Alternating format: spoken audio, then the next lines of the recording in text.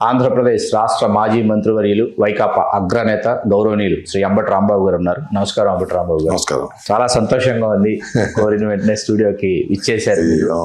ఒక్కసారిగా వైకాపా ఇమేజ్ మీరు జైలుకు వెళ్ళడం వల్ల 10 రెట్లు పెరిగిందని బయట రాజకీయ విశ్లేషకులు భావిస్తున్నటువంటి వాదనతో మీరు ఏకీభవిస్తారా? అంటే అదొక పాజిటివ్గా రాజకీయ విశ్లేషకులు చెప్పిన తర్వాత యాక్సెప్ట్ చేస్తానా చేయనా అని కాదు, సంతోషం. నా అరెస్టు వల్ల వైసీపీ యొక్క క్రేజ్ రేంజ్ పెరగడానికి గల కారణం ఏమిటి అనేది ఆలోచించుకోవాలి. ముఖ్యంగా కూటమి ప్రభుత్వం ఆలోచించుకోవాలి. ఎందుకని పెరిగి ఉంటుంది, ఒకవేళ పెరిగితే అనేది మనం మాట్లాడుకోవాలంటే, అంబటి రాంబాబును అనవసరంగా అరెస్ట్ చేశారు. అంబటి రాంబాబు ఇంటి మీద అన్నెసరిగా దాడి చేశారు. అంబటి రాంబాబు ఇంటి మీద దాడి చేసిన వారి మీద కనీసమైన కేసులు కూడా పెట్టి లోపల పెట్టలేదు. ఏదో అంబటి రాంబాబు రాజకీయంగా ఒక మాట, అది కూడా నాట్ ఇన్ ఏ ప్రెస్, ఎక్కడో బజార్లో అన్న మాటని క్యాచ్ చేసి, అది కూడా మిమ్మల్ని రెచ్చగొట్టి మాట్లాడించారు. రెచ్చగొట్టి ఆ తర్వాత అది నాది తప్పేనని చెప్పిన తర్వాత కూడా, మీరు పశ్చాత్తాపడిన తర్వాత కూడా నా మీద రాజకీయ దాడి, పోలీసు దాడి ఇలా చేసి జైలుకి పంపటం పట్ల ప్రజలు కూటమి ప్రభుత్వాన్ని వర్గాలకు అతీతంగా, పార్టీలకు అతీతంగా చేదరించుకున్నారు. కాబట్టి వాళ్ళు తప్పు చేశారనే భావన ఉంది. కాబట్టి జగన్మోహన్ రెడ్డి గారు party, YSR Congress party range పెరిగింది. అంబటి రాంబాబుని లోపలేసినప్పుడు పార్టీ ప్రవర్తించిన తీరు, నా పార్టీ నాకు అండగా ఉన్నటువంటి తీరు, జగన్మోహన్ రెడ్డి గారు నాకు అండగా ఉన్నటువంటి తీరు శభాష్ అనిపించింది. కాబట్టి అందరు ప్రజలు, దట్టు ముఖ్యంగా నా సామాజిక వర్గం ఏదో నాకు దూరంగా ఉందనేటువంటి అభిప్రాయం మొన్న ఎన్నికల తర్వాత కలగొచ్చాం. కానీ ఈ విషయంలో అన్యాయమని ముక్కు మీద వేలేసుకుని చెప్పినటువంటి సందర్భం బహిరంగ చెప్పకపోవచ్చు, నాకు తెలుసు, నా హృదయానికి తెలుసు. ఆ విధంగా ఒక విధంగా వాళ్ళు తప్పు చేసి వైఎస్ఆర్ కాంగ్రెస్ పార్టీకి కాస్త క్రేజ్ పెంచారు. వాళ్ళు ఒక మెట్టు డౌన్ అయ్యారనేది ఖచ్చితంగా అర్థమవుతున్నటువంటి అంశం.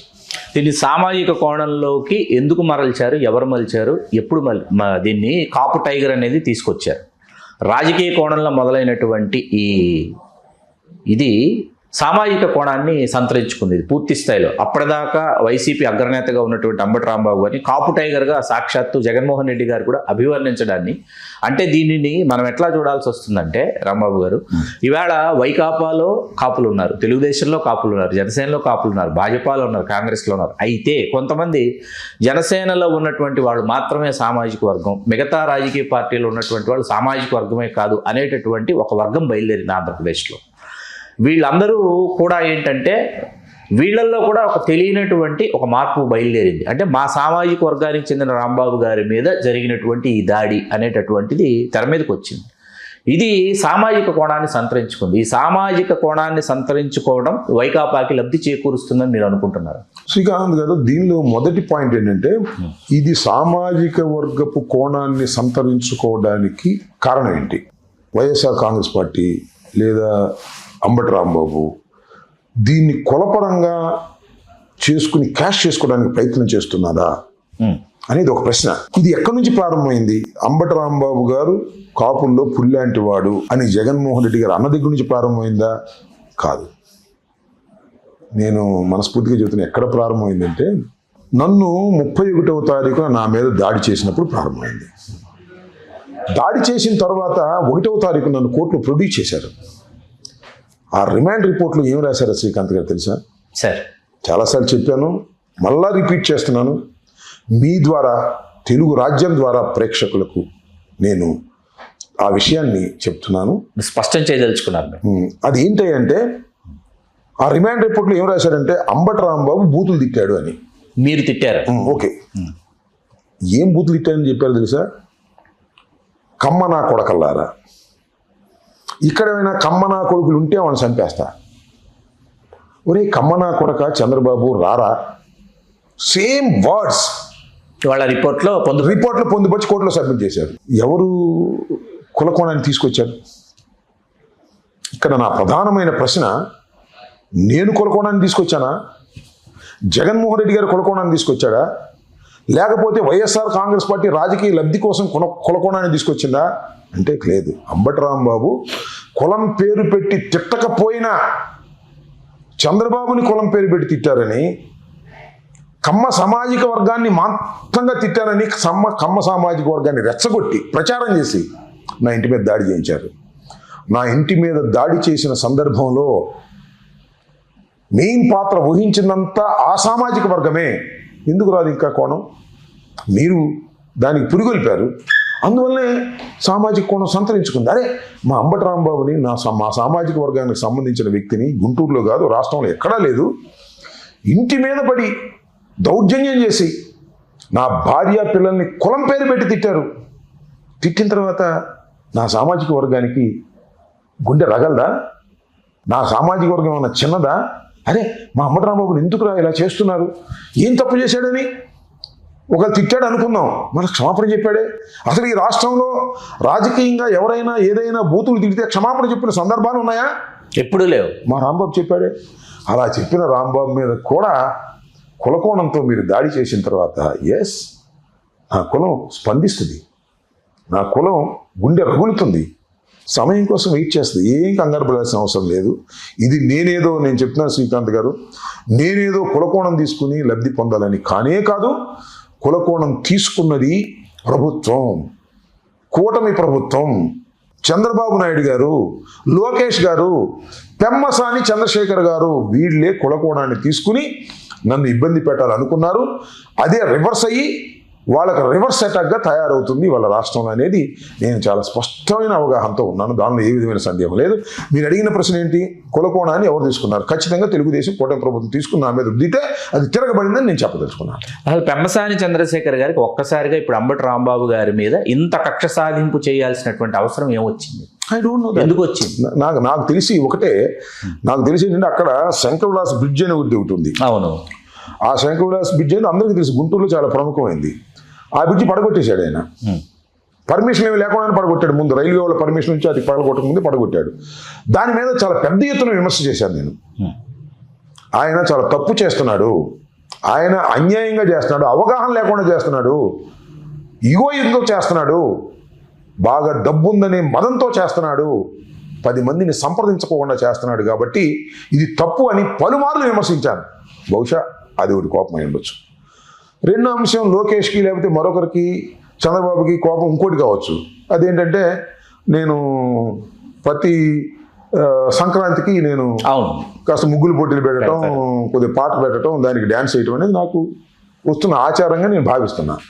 మొన్న కూడా గుంటూరులో ముగ్గులు పోటీలు పెట్టి నేను ఒక ప్రభుత్వాన్ని ప్రశ్నిస్తూ నిలదీస్తూ కూటమి ప్రభుత్వం మీద చాలా పెద్ద ఎత్తున దాడి చేసేటటువంటి, అంటే రాజకీయ దాడి చేసేటటువంటి ఒక పాటని రూపొందించి దానికి డ్యాన్స్ వేశాను. దానిలో ఏమన్నాను? వచ్చేది జగనన్నే, కూటమిని కూల్చేది జగనన్నే అని ఆ పాటలో ఉన్నటువంటి అంశం. చెబుతున్నాడు ఈ రాంబాబు, వింటున్నావా చంద్రబాబు అని పాడే పాట. అందుకని చంద్రబాబు విన్నట్టున్నాడు. ఏంటి వీడికి అని పెమ్మసాని చంద్రశేఖర్కి, అదేవిధంగా లోకేష్కి, అదేవిధంగా చంద్రబాబు నాయుడికి ఎక్కడో మంటుంది. ఇది రెండవ కారణం. మూడో కారణం ఏంటంటే, నేను భువనేశ్వర్ గారిని ఎప్పుడు ఏమి అనలా. శాసనసభలో నేను అన్నానని చెప్పేసి నా మీద ఆరోపణ చేసి చంద్రబాబు నాయుడు గారు చేర్చేశాడు. ఆ తర్వాత దాన్ని మర్చిపోయారు. ఇది ఎక్కడో ఉంది ఆ సామాజిక వర్గంలో. బహుశా ఈ 3 కారణాలు కలిసికట్టుగా నేను దొరికాను, కొట్టేద్దామనుకుని వాళ్ళు నా మీద దాడి చేశారని నేను భావిస్తున్నాను. ఇది ఎంతవరకు వాస్తవమో కాదో మీలాంటి విశ్లేషకులు, చూస్తున్న ప్రజలు అర్థం చేసుకోవాలి. ఖచ్చితంగా ఇదే కారణం అయి ఉంటుంది. అంబటి రాంబాబు దొరికాడరా, చంద్రబాబు నాయుడు గారిని తిట్టాడరా, ఈ కొట్టేయండిరా అని అడ్డగోలుగా గుంటూరు సెంటర్లో ఉన్నటువంటి నా ఇంటి దగ్గర 7.5 గంటల పాటు వీరవిహారం, స్వైర విహారం చేశారు, కరతాన నృత్యం చేశారు. దాన్ని ప్రజలు చూశారు. ప్రజలు గుండె మండింది. నా సామాజిక వర్గ గుండె కూడా మండింది. దానికి ప్రతిఫలం ఇవాళ ఏమి కొలబద్దలు లేవు కదా, వస్తాయి. దానికి సమయం ఇచ్చినప్పుడు అన్నిటికీ వస్తాయి. నేను ఇక్కడ ఇంకోటి శ్రీకాంత్ గారు చెప్తున్నా, ఇది రాష్ట్ర ప్రజానీకం గుర్తుపెట్టుకోవాలి, ముఖ్యంగా కూటమి ప్రభుత్వం గుర్తుపెట్టుకోవాలి, కూటమి ప్రభుత్వంలో జనసేన వారు కూడా గుర్తుపెట్టుకోవాలి. మరి ముఖ్యంగా నేను ఒక్కటే ఒక రీజనబుల్ ప్రశ్న అడుగుతున్నా.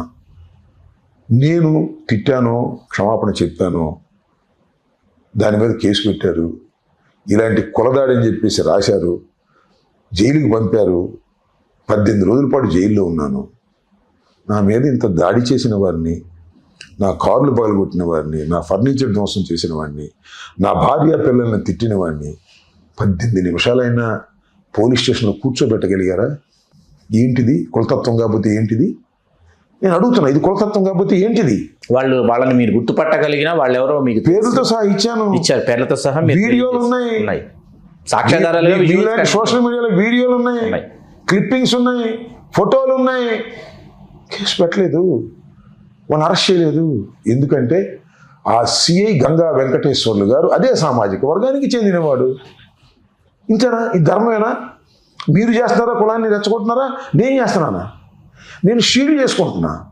నా కులం వాళ్ళు వచ్చి నన్ను షీల్డ్ చేస్తున్నారు. ఏంట్రా అన్యాయం అని. ఒక్కటి సార్, ఇప్పుడు న్యాయం జరగకపోతే ఎవరు రియాక్ట్ అవుతారు? నా కుటుంబ సభ్యులు రియాక్ట్ అవుతారు. చట్టం తన పని తాను చేసుకోకపోతే నా కుటుంబ సభ్యులు రియాక్ట్ అవుతారు. ఖచ్చితంగా అవుతుంది. నా ఎక్స్టెండెడ్ కుటుంబ సభ్యులు ఎవరు? నా కాపులే కదా, అవును, వాళ్ళు రియాక్ట్ అవుతారు. నేను చాలా సందర్భాల్లో చెబుతున్నా, ఈ రాష్ట్రంలో నేను అనాథన కాదు. ఈ రాష్ట్రంలో 20% పైచిలుకుగా ఉన్నటువంటి ఒక సామాజిక వర్గంలో పుట్టి పెరిగిన వాడిని నేను.